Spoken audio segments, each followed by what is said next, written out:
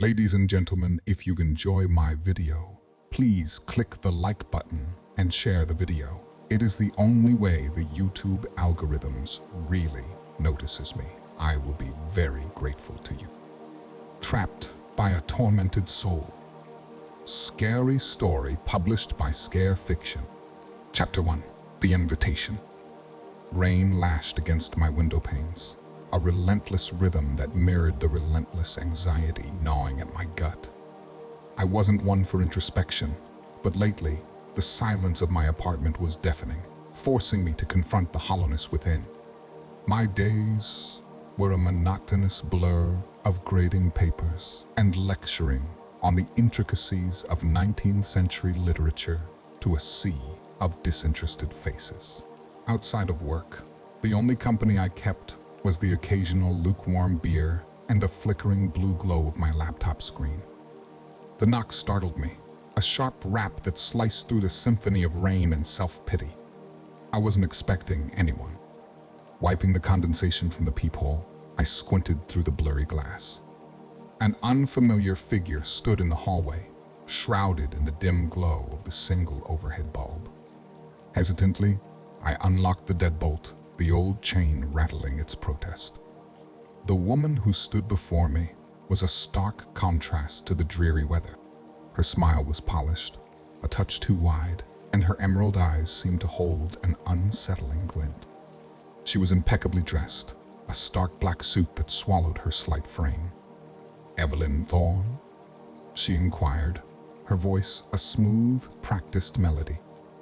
"Yes, that's me," I replied, my voice raspy from disuse. "Wonderful," she beamed, pulling out a thick, cream-colored envelope embossed with a crest I didn't recognize. "I have a personal invitation for you from Miss Eleanor Blackwood." Eleanor Blackwood. The name sent a tremor through me. A distant relative, twice removed, whom I'd never met.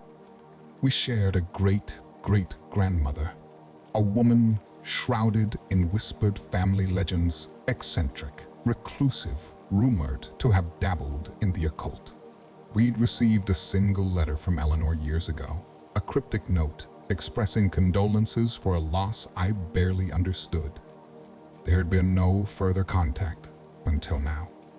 "An invitation?" I echoed, my hand hovering over the envelope. "Indeed," the woman continued, her smile unwavering. "Miss Blackwood requests your presence at Blackwood Manor for a weekend gathering. A chance for you to reconnect with a long-lost branch of the family tree." The invitation itself was ornately written, the elegant script on heavy cream paper, hinting at a bygone era. It mentioned a weekend retreat, a chance to explore the ancestral home and reconnect with family. The location, however, sent a shiver down my spine. Blackwood Manor, a sprawling Victorian monstrosity, perched on a windswept cliff overlooking the churning sea. A place shrouded in local lore about disappearances, madness, and a general sense of unease. I stammered, caught between morbid curiosity and a primal urge to slam the door in her face. "This is all very sudden, perfectly understandable, Miss Thorne," the woman purred, her eyes locking onto mine with an intensity that made me squirm. "However," Miss Blackwood insists, "consider it a chance to escape the drudgery of your routine, a taste of something more." Her lips curled into a knowing smile, a hint of something unsettling flickering in her gaze. The woman's words hung in the air, heavy with unspoken promises and veiled threats. Part of me yearned to decline, to retreat back into the familiar, albeit lonely, world of my apartment. But another part, a part I refused to acknowledge, craved a break from the monotony, a spark of excitement in the otherwise predictable rhythm of my life. With a sigh, I reached out and took the envelope. "Very well," I muttered, the words tasting like ash in my mouth. "I'll consider it." The woman's smile widened, a touch too predatory for my comfort. "Excellent," she chirped, her voice devoid of warmth. A decision well made. Miss Thorne, Blackwood Manor awaits. With a theatrical bow, she turned and disappeared into the rain-soaked hallway, leaving me clutching the invitation and a knot of unease tightening in my stomach. As I shut the door, the silence descended once more, broken only by the relentless drumming of the rain. But now, it was a different kind of silence, filled with anticipation, apprehension, and a nagging sense of dread. Chapter 2: The Journey's End.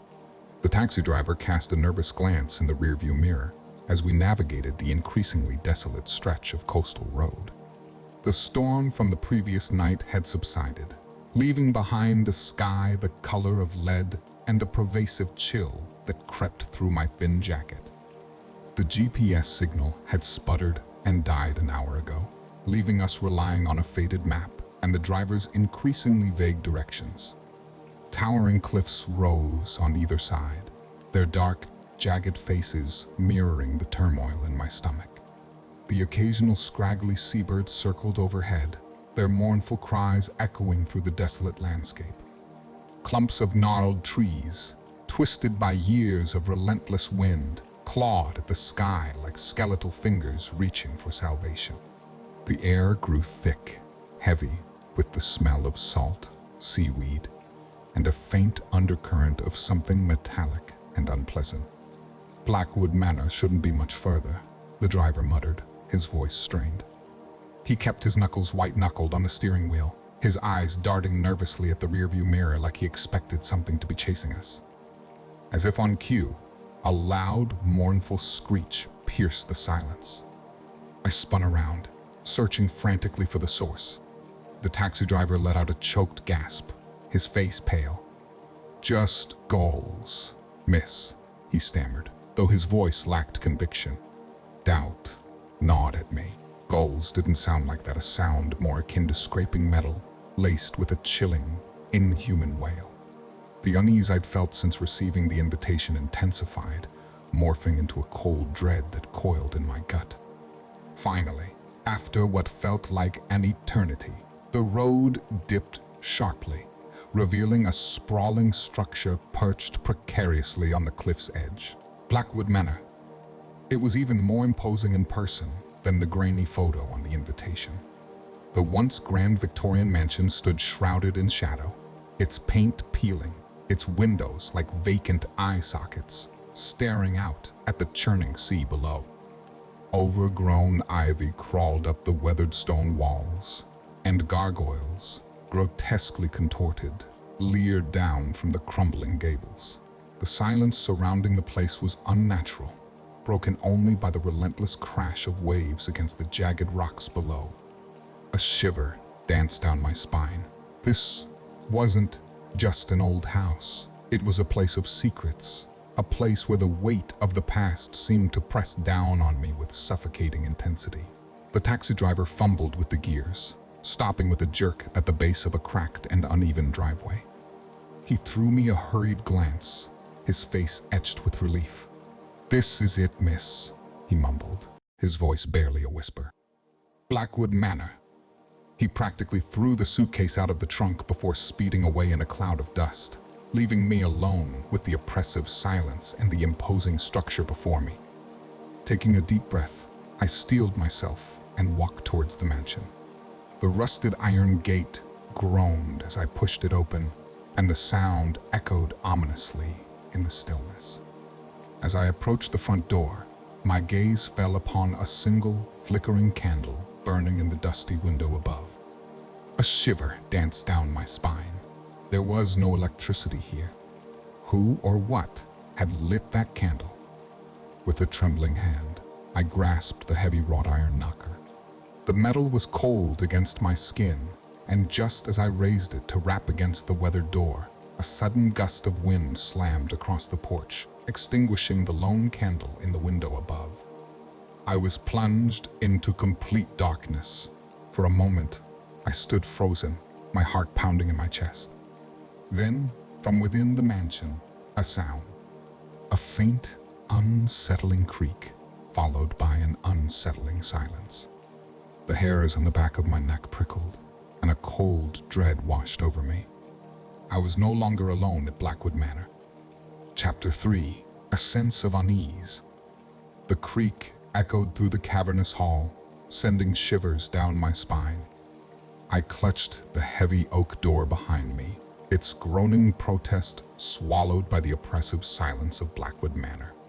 My phone screen, the only source of light in the darkness, displayed a single, mocking bar of reception.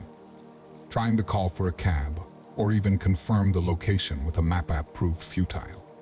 I was isolated, trapped at Blackwood Manor. Taking another deep breath, I fumbled in my purse for a small flashlight. Its beam sliced through the dust-laden air, revealing a grand foyer long past its prime. Cobwebs draped the ornate chandeliers like macabre wedding veils, and a thick layer of dust coated the marble floor. A chilling wind seemed to whistle through the empty rooms, stirring the musty air and sending a shiver down my spine. A sudden gust slammed a portrait against the wall, its frame groaning in protest. I jumped, my heart pounding a frantic rhythm against my ribs. Perhaps it was just the wind, but the eyes of the stern-faced man seemed to follow me as I cautiously navigated the vast hall. A faint flicker ahead drew my attention. Cautiously, I followed the light to a partially open door, revealing a dimly lit library. Inside, a single flickering candle cast dancing shadows on overflowing bookshelves and a massive oak desk piled high with dusty tomes.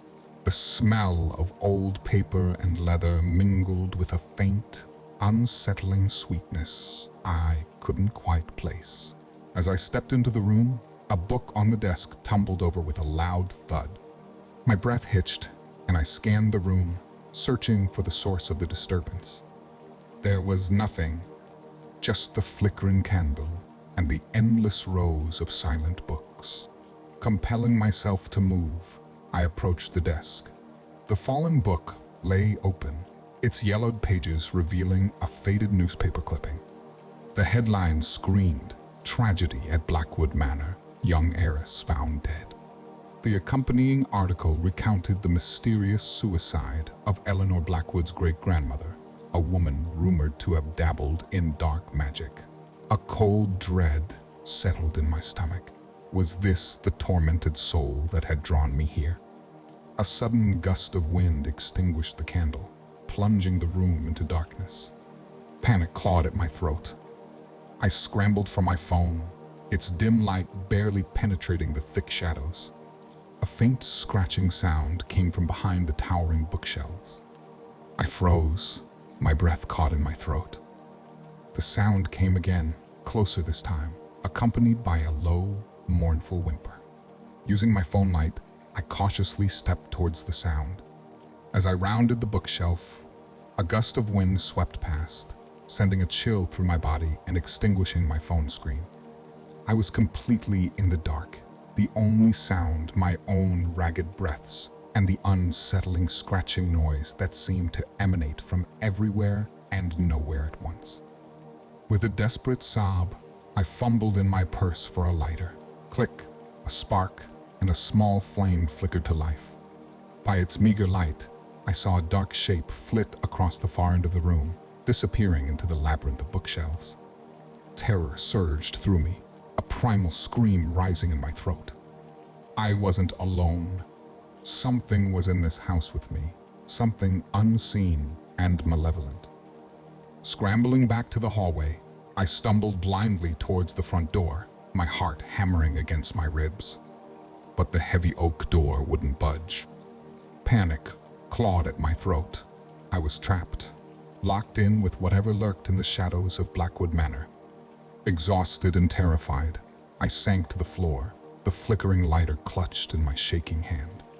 Tears streamed down my face as I contemplated the fool I had been to come here. As the flame sputtered and died, plunging me back into darkness, a disembodied voice whispered through the silence. A single word, so faint it could have been my imagination, but laced with an undeniable sorrow. Help. The voice hung in the air, chilling me to the bone. It wasn't a malevolent presence, Not entirely. There was a plea in that whisper, a longing for solace that resonated with the growing dread in my own heart. Maybe, just maybe, the tormented soul at Blackwood Manor wasn't the enemy. Maybe, together, we were both trapped in a place of darkness, searching for a way out. The thought offered little comfort, but in the suffocating darkness of Blackwood Manor, it was all I had. Chapter 4. The Coils of Fear. The whispered plea echoed in the darkness, a haunting melody that clung to the edges of my consciousness. Sleep offered no escape. Nightmares, vivid and terrifying, plagued me. I dreamt of a spectral figure, its form shifting and swirling in the shadows, its face a mask of sorrow and rage. When I woke, bathed in a cold sweat, the silence of the house seemed to press down on me. Thicker and more oppressive than before, fear, a constant companion now, manifested in every creak of the floorboards, every gust of wind whistling through the broken windows. The house itself seemed to become hostile, objects moving on their own, doors slamming shut with unseen force. A book tumbled from a shelf, narrowly missing my head, its pages fluttering open to a blank page where a single word was scrawled in a spidery script. Help. Panic gnawed at me. The library incident was no longer an isolated event. This entity, whatever it was becoming bolder, more aggressive. The isolation, the constant feeling of being watched, was slowly breaking me down. Driven by desperation, I decided to escape. Charging towards the front door, I slammed my shoulder against the heavy oak frame. It didn't budge. Panic choked me as I tried again and again, each attempt met with an unyielding silence. Tears blurred my vision as I sank to the floor. Defeated, taking a deep breath, I pulled myself together. Panic wouldn't help me. I had to find another way out. The windows were nailed shut, the escape route through the front door seemingly sealed. Frantically, I explored the house, my flashlight beam dancing across dusty portraits and cobweb-draped furniture. Every room was the same, oppressive, suffocating, and haunted by an unsettling stillness. In a dusty attic, amidst a forgotten collection of trunks and broken furniture, I stumbled upon a hidden door. My heart leaped with hope. Could this be my way out? With trembling hands, I pushed against the creaking door, revealing a narrow, cobweb-strewn staircase leading downwards. The air grew colder, the musty smell thick and cloying. Hesitation gnawed at me, but the claustrophobic silence of the upper floors was unbearable. Taking another deep breath, I descended the stairs, the flickering light of my phone casting ominous shadows on the damp stone walls. The stairs ended in a dimly lit chamber. A single oil lamp sputtered on a rough-hewn table, casting grotesque shadows that danced across the walls. A wave of nausea washed over me as I saw what lay on the table, a collection of human bones, arranged in a macabre pattern. A strangled scream tore from my throat as a figure materialized from the corner. Tall and gaunt, shrouded in a tattered black cloak. It had no face, just a swirling vortex of darkness where its head should be. Fear turned my legs to lead, but before I could react, the figure lunged. I stumbled backward, tripping over a loose stone, and fell heavily to the ground. The entity loomed over me, its formless head swirling with an unsettling energy. For a moment, I thought this was the end. Then, in a flash, it recoiled. A sound, barely audible, filled the chamber. A choked sob, a whisper laced with pain, "Don't please." The entity retreated back into the shadows, dissolving into the darkness. A single word echoed in the chamber, "Eleanor." My heart pounded in my chest, a mixture of terror and a dawning comprehension. Eleanor Blackwood, the tormented soul. The figure wasn't just aggressive, it was trapped, bound to this place by some unseen force. A sense of urgency took hold of me. Escape was still essential, but now there was another purpose. If I could help Eleanor find peace, perhaps then I could find my own way out. My frantic search of the chamber yielded a small, dusty diary hidden in a crevice of the wall. Its yellowed pages contained a tragic tale, the story of Eleanor Blackwood, ostracized by her family for her interest in the occult, accused of witchcraft, and eventually driven to take her own life. The final entry, scrawled in a desperate hand, mentioned a hidden room, a hidden ritual that could sever the ties that bound her to this place. A glimmer of hope flickered in my chest. Could this be the key to freeing both Eleanor and myself? Armed with the diary and a newfound determination, I resolved to unravel the secrets of Blackwood Manor and find a way to break the curse that held us both captive. Chapter 5. Facing of the Past. The flickering oil lamp cast an eerie glow in the diary's yellowed pages. My hands trembled as I read the final entry, the words blurring through the tears that streamed down my face. Eleanor Blackwood, accused of witchcraft, driven to despair and a tragic end. And me, Evelyn Thorne, a distant relative, drawn to this very place by an unknown force. A horrifying thought struck me. Was there a connection? Did my presence here somehow fuel Eleanor's torment? A wave of guilt washed over me, a sickening sensation that tightened my chest. My arrival, perhaps inadvertently, had ripped open the wounds of the past, dredging up the anger and despair that bound Eleanor to this earthly plane.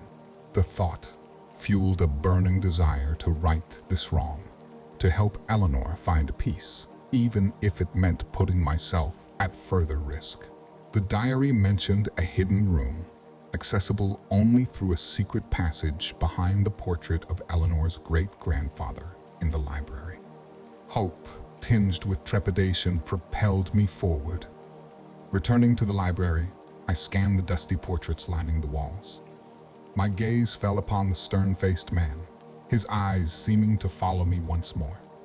With trembling hands, I pushed against the portrait, feeling a slight give. A groan echoed through the chamber as a hidden panel swung open, revealing a narrow, cobweb-draped passage. Dust motes danced in the beam of my flashlight as I descended into the dark passage. The air grew colder, the stale smell of mildew thick and cloying. After what felt like an eternity, the passage opened into a small circular chamber. In the center, a pentagram was etched into the stone floor, surrounded by intricately carved symbols I couldn't decipher. A chill ran down my spine. This was clearly the place mentioned in the diary. As I stepped closer to the pentagram, a wave of dizziness washed over me. The room shimmered, and for a fleeting moment, I saw a vision: a young woman, dressed in a flowing white gown, surrounded by angry villagers wielding torches and pitchforks. The woman, Eleanor, her face etched with fear and defiance, raised her hands in a gesture of defense. Then, the image dissolved, leaving behind the empty chamber and a heavy silence. The shock of the vision left me gasping for breath.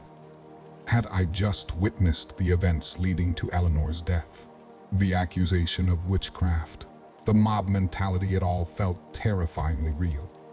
But the vision raised another horrifying question. Were my ancestors somehow involved in Eleanor's demise? Was the guilt I felt somehow rooted in a family history I never knew? Suddenly, a cold gust of wind swirled around me, extinguishing my flashlight and plunging the chamber into darkness. Terror gripped me, but this time it was different. There was no scream, no frantic search for an escape route. Instead, a deep sadness filled me, a desire to understand, to connect. "Eleanor," I whispered into the darkness, my voice shaking. "Are you here?" An icy touch brushed against my arm, sending a shiver down my spine. But it wasn't a hostile touch. It felt more like a plea, a search for connection. Gathering my courage, I spoke again, this time with a newfound empathy. "I know what happened to you," I said softly. "I saw it. The accusations, the fear." A sob, barely audible, echoed in the chamber. The presence, no longer a faceless entity, was filled with a profound sadness. "Betrayed," a voice whispered in my ear, so faint it could have been the wind. "By family, by everyone." A wave of compassion washed over me. Eleanor wasn't evil. She was a woman ostracized for pursuing her beliefs, a victim of fear and ignorance. And somewhere, deep down, a connection sparked a shared experience of loss, of being an outsider. "You're not alone anymore," I murmured, reaching out into the darkness. My hand brushed against something cold and solid, a hand, skeletal and bony, but undeniably human. A jolt of energy coursed through me, a sense of connection I couldn't explain. For the first time, I felt a glimmer of hope. Perhaps, by helping Eleanor break free from the bonds of her tragic past, I could find a way to free myself as well. Chapter 6: Descent into Madness. Days bled into weeks, the oppressive walls of Blackwood Manor becoming my prison. Sleep offered no refuge, filled with nightmares of Eleanor's tormented screams and the entity's chilling laughter. Reality began to distort, twisting and blurring like a warped reflection. Was that a fleeting shadow flitting across the dusty floorboard, or just a trick of the flickering candlelight? The whispers that seemed to emanate from the walls grew louder, more insistent. The library, once a haven of knowledge, now felt like a mausoleum. Each creak of the floorboards, each groan of the old building, sent shivers down my spine. The grimoire, my only hope, offered no solace. Its cryptic script swam before my eyes, the words mocking my inability to decipher their meaning. Exhaustion gnawed at my sanity. Dark circles rimmed my eyes, and the reflection staring back at me from the dusty mirror was a stranger gaunt, haunted. Was this who I was becoming? A prisoner of my own fear, teetering on the brink of madness.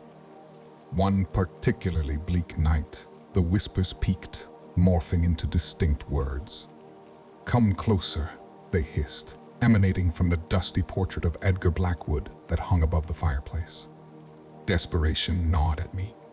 Could this be the source? A gamble, perhaps a fool's one, but I craved answers, even if they meant courting further madness. With a deep breath, I approached the portrait. The whispers grew louder, more seductive. "Let me help you find peace," they promised, their tone dripping with a false sincerity. My hand hovered over the canvas, a tremor running through my arm. Was I truly considering this? Talking to a dusty portrait. A hollow laugh escaped my lips, a chilling realization dawning on me. The whispers, the paranoia, the blurring of reality. I was losing myself. But just as despair threatened to consume me, a flicker of defiance sparked within. I wouldn't succumb. I wouldn't let the entity win. Taking a step back from the portrait, I snatched the grimoire. Perhaps the knowledge within could somehow offer a weapon against this mental siege. As I flipped through the faded pages, a passage caught my eye.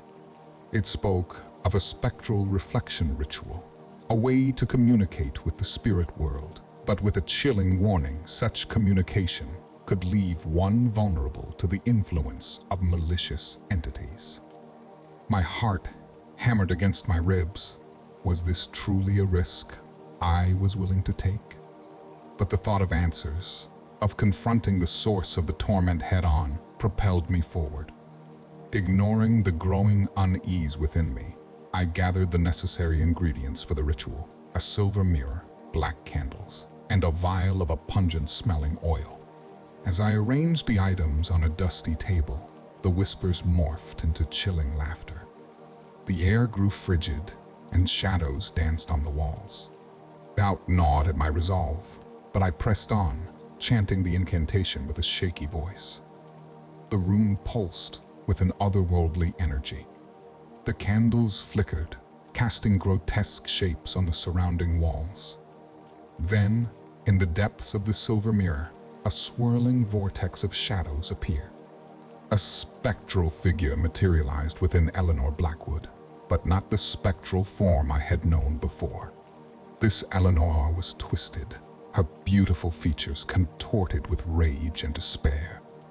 "You dare disturb my torment," she shrieked, her voice a chilling rasp. "You will share my fate." Fear threatened to paralyze me, but I forced myself to speak. "Eleanor," I rasped, "tell me who did this to you. How can I break the curse?" A cruel smile played on her lips. "There is no curse," she hissed. "You opened the door. Mortal, unleashed an entity beyond your comprehension. Now, you will suffer the consequences." A wave of despair washed over me.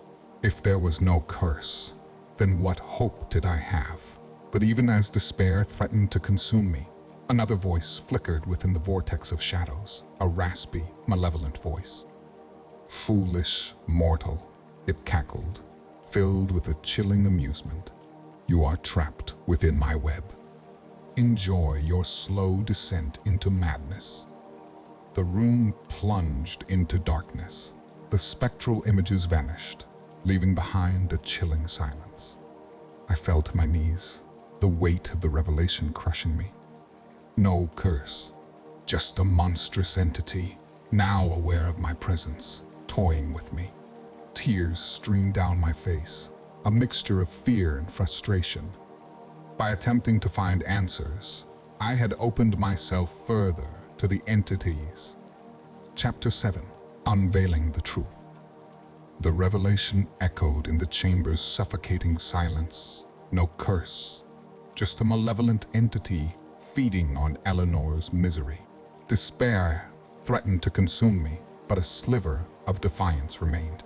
If there was no curse to break, perhaps there was another way to free Eleanor and myself from this monstrous entity's grasp. Days turned into a blur as I delved deeper into the grimoire, searching for any scrap of information that could hold the key. My eyes burned from staring at the faded script, but my resolve remained unwavering. Sleep, when it came, was fitful and filled with unsettling dreams. The whispers in the walls never ceased, now tinged with a mocking amusement. But I wouldn't give them the satisfaction seeing me crumble. One particularly grueling night, amidst a sea of cryptic rituals and forgotten spells, a passage snagged my attention. It spoke of a soul-binding ritual, a complex and dangerous practice that could bind a willing spirit to another being to protect it from a greater evil. A chilling realization dawned on me. Perhaps that was the entity's true nature, not a malevolent force seeking revenge, but something far more sinister, trapped within Eleanor and feeding off her despair. And perhaps the ritual that bound Eleanor was a desperate act to contain it. But then a question arose: who bound the entity, and why? The answer lay buried in Eleanor's fragmented memories twisted by the entity's influence. Desperate to reach her, I decided to attempt a risky form of communication, a dream-sharing ritual. The ritual required a potent herbal concoction and a series of meditative chants. Exhausted but determined, I completed the preparations. As I drifted off to sleep, a swirling vortex of dreams engulfed me. I found myself within a vast, desolate wasteland. The air crackled with a malevolent energy, and the ground was littered with skeletal remains. In the distance, a figure stood shrouded in darkness, its true form hidden. A ghostly whisper echoed in my mind, Eleanor's voice. "Help me," it pleaded. Following the sound, I found her trapped in a cage of dark energy, her spectral form flickering weakly. "Eleanor," I called out, my voice echoing in the emptiness. "Why are you trapped? Who did this to you?" A tear rolled down her transparent cheek. "It promised power," she stammered, her voice filled with a heartbreaking guilt. "But the power corrupted, wanted to be free." The figure in the distance moved, its form taking a vaguely humanoid shape, radiating an aura of pure malice. "Foolish girl," it rasped, its voice a malevolent whisper. "You sought power, but power comes at a price." Suddenly, a wave of memories flooded my mind, fragmented images of a younger Eleanor, drawn to forbidden knowledge, and a desperate ritual performed by a hooded figure. The figure in the distance, the entity. Eleanor's spectral form writhed in the cage. "Please stop it," she pleaded, her voice fading. I woke with a gasp, sweat clinging to my skin. The fragmented memories, pieced together, formed a grim picture. Eleanor, in a moment of youthful arrogance, had attempted to summon an entity for power, unknowingly becoming its vessel. The hooded figure, perhaps a protector, had then bound the entity within her, trapping them both in an agonizing dance. Now, faced with this knowledge, a moral dilemma gnawed at me. Freeing Eleanor would release the entity, potentially unleashing a new wave of terror upon the world. But leaving her trapped alongside it was a horrific thought. The entity, sensing my hesitation, fueled the whispers in the walls. "Let me out, mortal," it hissed, its voice laced with a seductive promise of power. "Together, we can reshape this world." Despair threatened to overwhelm me.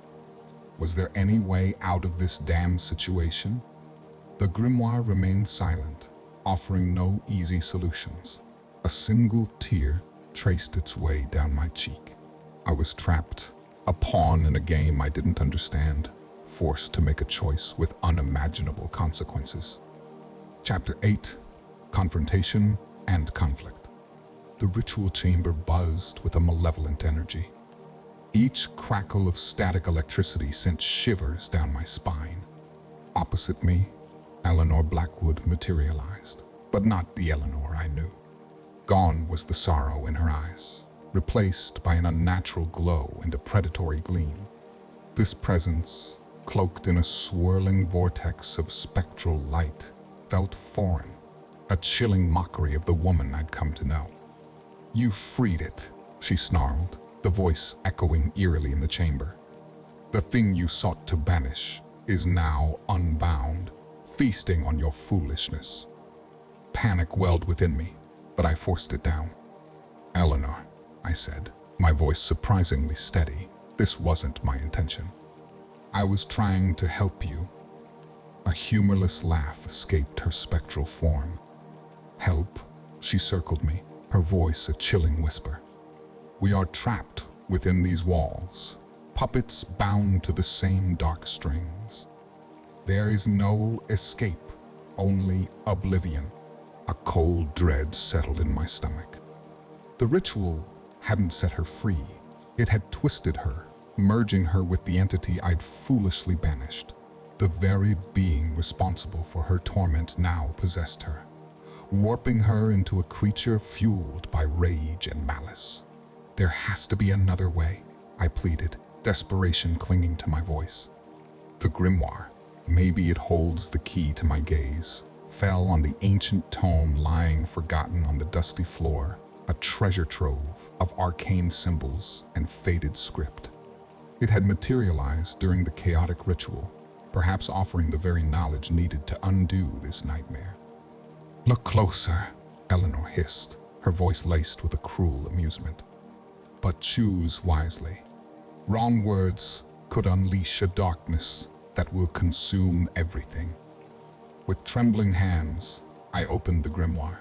Pages overflowed with cryptic symbols and archaic script defying my understanding. Yet, a sliver of hope spurred me on. I scanned the text, searching for a ritual, an incantation, anything that could offer a path to freedom. Hours stretched into an eternity, measured only by the flicker of the single candle illuminating the chamber. Frustration gnawed at me. The symbols danced before my eyes, the words meaningless, offering no answers. Then, a passage snagged my attention. It spoke of a binding ritual, a way to tether a powerful entity to a willing host. A cold dread washed over me. Was this the very ritual used on Eleanor? And could it be reversed? "Read it," Eleanor commanded, her voice echoing my own fear. "That's the answer." My heart hammered like a trapped bird. Could I bind the entity back to myself, become its unwilling host, and free Eleanor? The thought terrified me, but the alternative, being trapped here with a vengeful spirit, was far worse. With a deep breath, I began to recite the incantation. The words felt alien on my tongue, twisting and contorting. The chamber pulsed with the dark light, the shadows writhing and swirling in response. Eleanor's form grew agitated, her spectral light flickering and dimming. Screams filled the chamber, screams of rage and terror, but they weren't mine. They were hers, as the entity fought its re-imprisonment. A cold wind whipped through the room, extinguishing the candle and plunging us into darkness. The screams reached a crescendo, then abruptly cut off. An unnerving silence descended, thick and heavy. When I finally managed to light a new candle, I saw Eleanor before me. Her spectral form was faint, a mere wisp of light, but her eyes held a newfound peace, a quiet acceptance. "It's done," she whispered, her voice barely audible. "We are free." I stared at her, the gravity of my sacrifice settling in. I was now the tether, the unwilling host. A cold sensation crept through my body, a chilling reminder of the price I'd paid for her freedom. "Thank you," Eleanor whispered, her voice filled with a heartbreaking gratitude. Then, with a final, fleeting smile, her form dissolved into shimmering light particles, leaving behind only a gentle breeze carrying the scent of rain-soaked earth. She was gone, truly free. But in that very moment, a wave of icy despair washed over me. A voice, deep and unsettling, resonated within my mind, a voice that wasn't mine. "Foolish mortal," it rasped, filled with malevolent amusement. "You freed the very darkness you sought to banish. Now, you shall be its vessel, its instrument of destruction." Chapter 9, A Glimmer of Hope. Despair gnawed at me, the entity's chilling laughter echoing in the cavernous depths of my mind. But a flicker of defiance sparked within. I wouldn't succumb to this darkness. Eleanor was free, and I had to find a way to free myself. The grimoire lay open on the dusty floor of the forgotten chamber, its cryptic script offering a beacon of hope. Hours bled into one another as I devoured the faded text, searching for a way to sever the host-entity bond. The next celestial alignment, the only chance for the ritual to work, was a mere 3 days away. 3 agonizingly short days to decipher the cryptic instructions and gather the necessary ingredients, a race against time with failure as a terrifying possibility. The ritual called for 2 specific items: moon silver, a rare herb said to bloom only under the pale light of a full moon, and an ancient chalice inscribed with arcane symbols. Neither were readily obtainable.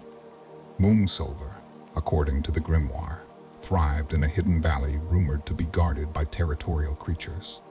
The chalice, on the other hand, lay buried deep within Blackwood Manor's forgotten crypt. Panic threatened to overwhelm me, but I forced it down. A single goal now fueled my every move, a desperate hope clinging to the edges of my sanity. As dawn painted the horizon with a pale light, casting long shadows across the chamber's dusty floor, I emerged from Blackwood Manor for the first time since my arrival. The crisp morning air felt foreign on my skin, a stark contrast to the oppressive gloom that had become my norm. Sunlight glinted off the dew-kissed grass, and the sweet scent of pine and damp earth filled my lungs. But this idyllic scene couldn't mask the ever-present dread churning in my stomach. The map found within the library offered a sliver of hope. A shadowed valley, labeled Moonshadow Dell, caught my eye. Perhaps this was where the Moonsilver could be found. Armed with the map, a backpack, and a gnawing sense of urgency, I set off into the untamed wilderness surrounding Blackwood Manor. The journey to Moonshadow Dell was arduous. The path, overgrown and treacherous, led me through dense forests and across gushing streams.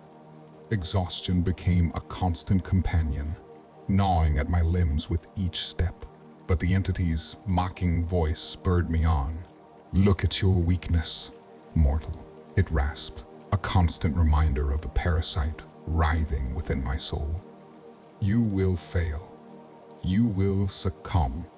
Finally, after hours of relentless struggle, I emerged into the valley depicted on the map. An unnatural chill hung in the air, the silence broken only by the rustle of unseen creatures. The terrain was rocky and treacherous, covered in patches of pale, luminous flowers, the Moonsilver. But my journey was far from over.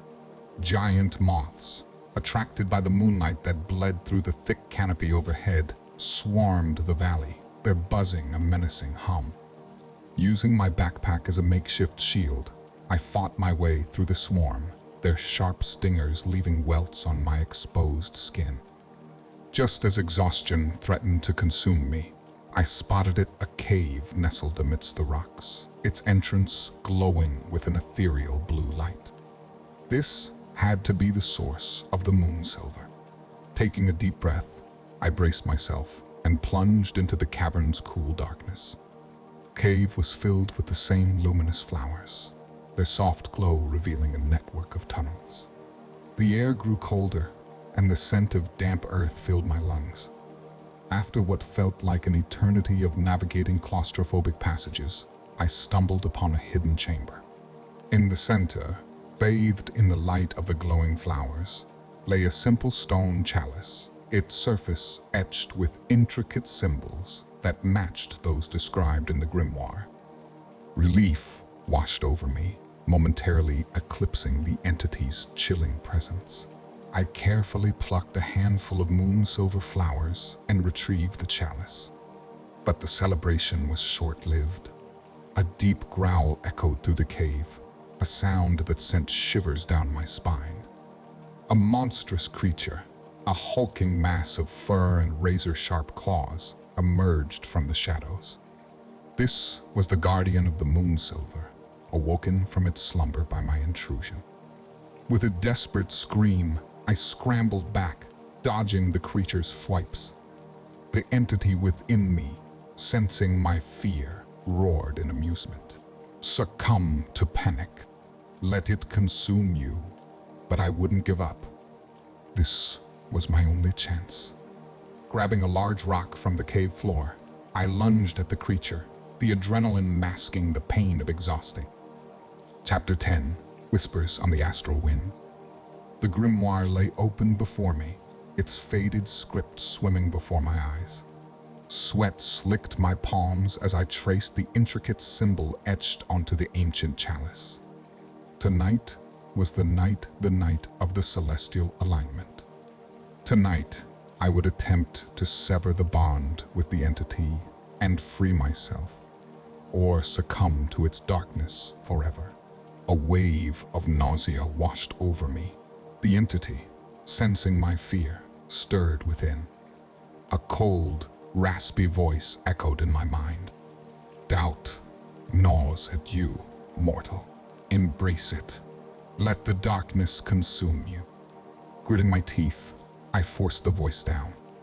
I had come too far to turn back now. The ritual required meticulous preparation. The chalice, filled with a concoction brewed from rare herbs, sat beside the grimoire.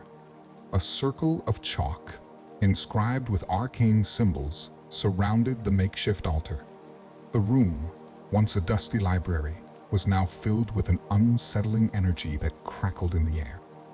Just as I began to chant the opening incantation, a blood-curdling scream pierced the silence. The source, the crypt beneath Blackwood Manor. The entity, trapped within Eleanor's spectral form, was likely sensing the impending ritual and reacting with violent resistance. Doubt gnawed at me. Was I strong enough to sever the connection, especially with the entity already in such a heightened state? Taking a deep breath, I continued the chant. My voice, initially shaky, grew stronger with each passing word. The room pulsed with an otherworldly light as the symbols on the floor glowed faintly. From the depths of the crypt, the entity's screams grew louder, tinged with a desperate rage. Suddenly, the air grew frigid. A swirling vortex of shadows materialized near the circle, a chilling mockery of Eleanor's spectral form. The entity itself, a writhing mass of malevolent energy, emerged from the shadows, its crimson eyes locked on me. Fear threatened to paralyze me. But the entity's presence also served as a stark reminder of what was at stake. "You cannot escape me, mortal," it hissed, its voice like nails scraping against stone. "The darkness is your destiny." A primal scream ripped from my throat. Ignoring the entity's taunts, I poured every ounce of my willpower into the ritual. The symbols on the floor flared brighter, casting the swirling vortex of shadows back. The chalice shimmered, the concoction bubbling within like a miniature cauldron. The entity lunged, its shadowy tendrils reaching for me. But an unseen force held them back, the symbols on the floor acting as a barrier. Frustration contorted its form as it shrieked in defiance. The moment of truth arrived. The final incantation, the most crucial part of the ritual, rose to my lips. My voice grew hoarse, but I didn't falter. With each word, the celestial alignment seemed to respond. A brilliant light erupted from the chalice, washing over the room and blinding the entity. A deafening roar echoed through the room, the sound of the entity's fury. The vortex of shadows writhed, pushing against the barrier. The symbols on the floor glowed white-hot, almost on the verge of shattering. Just as I thought I could take it no more, a shift occurred. The entity's screams abruptly cut off, replaced by a terrified whimper. The vortex of shadows flickered and imploded, disappearing into a wisp of smoke. The light from the chalice subsided, revealing a faint, shimmering light in the center of the circle Eleanor. Tears welled up in my eyes. Her spectral form flickered, weak but whole. A gentle smile graced her lips. "Thank you," she whispered, her voice barely audible. "You have freed me." Relief washed over me, so profound it felt like a physical force. But alongside the relief came a chilling realization the entity, though severed, might still be lurking somewhere on the astral plane. And the question I had no answer to was, I truly free of its influence? Eleanor seemed to sense my unease. "The darkness will always tempt you, just as it tempted me," she said, her voice soft. "But now you have the strength to resist. Never forget the sacrifice you've made." With a final, fleeting smile, her form dissolved into shimmering light particles, leaving behind a gentle breeze carrying the scent of rain-soaked earth. She was truly gone, free at last. I stood there in the silent room, exhausted but strangely elated.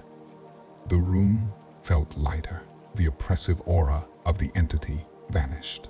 As I began, Chapter 11, Breaking Free, continued.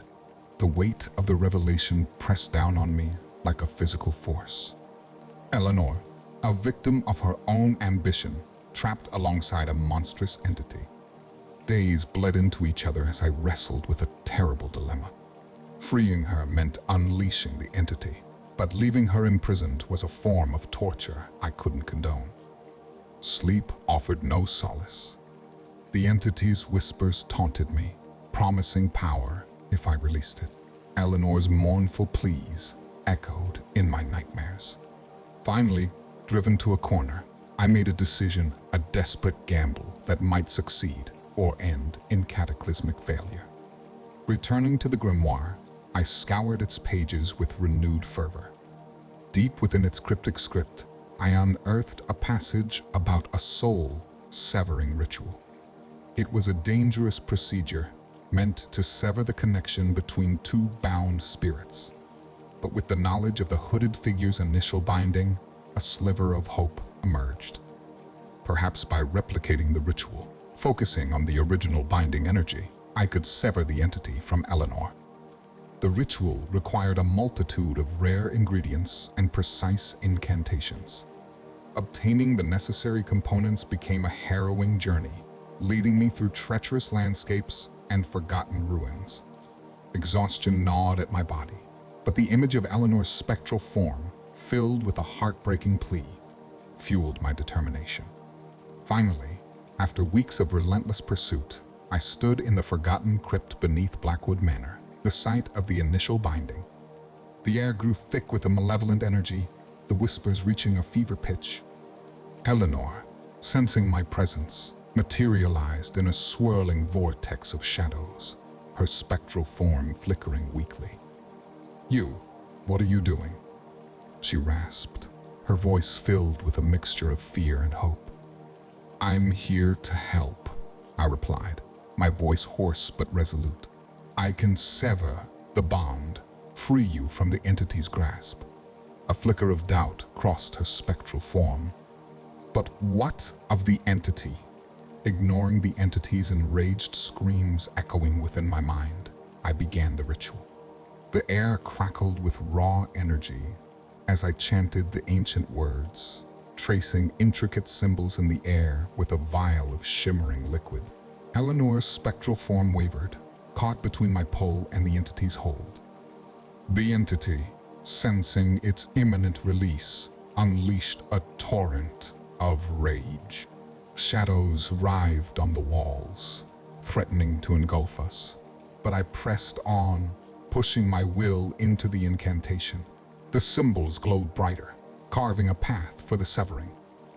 A deafening shriek tore through the crypt, followed by an ear-splitting blast of pure energy. The symbols flared white-hot, then vanished.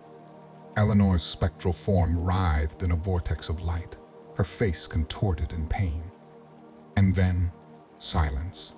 The vortex dissipated, revealing Eleanor, her spectral form solid and whole. A gentle smile graced her lips, devoid of the previous despair. You did it," she whispered, her voice filled with awe. Relief flooded me, so intense it felt like a physical force. Tears streamed down my face, a mixture of joy and exhaustion. But the celebration was short-lived. A chilling silence filled the room, a silence more unnerving than the entity's presence. "Where is it?" I asked, my voice trembling. "The entity." Eleanor shook her head. "Gone. The binding had anchored it to me. Now, with the bond severed, it has faded back into the void from whence it came." A sense of unease settled in my stomach. Could we be truly free? What if the entity simply retreated to gather strength, returning to torment Eleanor or another unfortunate soul? As if sensing my doubt, a gentle breeze swept through the crypt, carrying with it the scent of rain-soaked earth. Looking up, I saw the faintest glimmer of light filtering through the cracks in the crypt ceiling, the first sign of dawn. Suddenly, the oppressive energy that had shrouded Blackwood Manor lifted. The whispers ceased, replaced by an eerie silence. A wave of peace washed over me, a sense of renewal. Eleanor smiled, her spectral form shimmering with an otherworldly light. "Thank you," she said, her voice filled with profound gratitude. "You have freed me from my torment. Now, I can finally move on."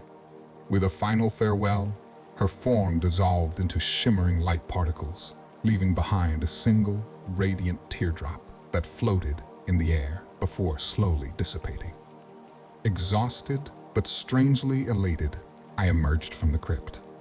The first rays of dawn painted the sky with soft hues of orange and... Chapter 12, Aftermath. Leaving Blackwood Manor was a surreal experience. The oppressive atmosphere that had clung to the place for so long had vanished, replaced by a sense of quiet peace. Sunlight, no longer dulled by an unseen miasma, streamed through the overgrown grounds, painting everything in a warm glow. The house itself, once a looming embodiment of despair, now seemed almost ordinary, a sad monument to a bygone tragedy. My journey out took me through a maze of overgrown paths and crumbling statues. Each familiar landmark, once a reminder of the entity's presence, now held a bittersweet significance. Here, I had encountered the first chilling whisper. There, I had deciphered a cryptic message in the dusty library. The grounds, once a source of fear, now felt like a testament to my perseverance. Reaching the wrought iron gate that separated Blackwood Manor from the outside world, I paused. Taking a deep breath of fresh air, a feeling of accomplishment washed over me. I had faced a terrifying entity, confronted my deepest fears, and emerged victorious. But the victory felt laced with a tinge of melancholy. Eleanor's final words resonated in my mind. "You have freed me from my torment. Now, I can finally move on." A bittersweet pang of sadness tugged at my heart. Though I had helped a tormented soul find peace, a part of me wished I could have known her better. The woman hidden beneath the layers of suffering. Stepping through the gate, I looked back at the imposing silhouette of Blackwood Manor. A lone crow cawed from a crumbling chimney, its harsh sound echoing through the stillness. The house, though no longer a source of fear, held a certain allure, a silent repository of secrets. As I walked away, I pondered the lingering effects of my experience. The entity might be gone, but the memory of its malevolent presence would undoubtedly leave scars. Sleep, once peaceful, now held the potential for nightmares, echoes of the entity's rage and Eleanor's despair. But alongside the fear, a newfound knowledge blossomed within me. The veil between the living and the dead, once a mere figment of folklore, now felt unnervingly real. The world around me seemed to thrum with a hidden energy, a secret language I was only beginning to understand. This knowledge came with a burden. The horrors I had witnessed, the whispers I had heard, couldn't be easily unlearned. I wouldn't be able to simply walk past a dusty antique shop or a forgotten cemetery without a shiver going down my spine. But this burden also carried a responsibility. The entity might be gone, but darkness, I knew, could take many forms. Humanity, with its capacity for cruelty and greed, could be its own kind of malevolent force. Perhaps this new awareness, this glimpse into the unseen, could equip me to recognize and confront darkness in all its guises. As days turned into weeks, I found myself drawn to places others avoided: abandoned buildings, ancient ruins, forgotten burial grounds. Equipped with the grimoire and the knowledge gleaned from my ordeal, I began to delve deeper into the world of the unseen. This wasn't a morbid fascination, but a sense of purpose, a belief that I could use my experiences to protect others from similar suffering. My life, once ordinary, had been irrevocably changed. The fear hadn't entirely vanished, but it was now tempered with a newfound resolve. The world now seemed more vibrant, more alive, not just with the bustle of everyday life, but with the faint echoes of another world, a world of whispers and shadows, a world I could no longer pretend didn't exist. Blackwood Manor might have faded from view, but its legacy lived on within me, a testament to the enduring power of courage, the fragility of peace, and the ever-present struggle between darkness and light. And as I walked the path ahead, a new voice echoed within me, not a whisper of fear, but a whisper of determination, a vow to use the darkness I had witnessed to illuminate the path for others.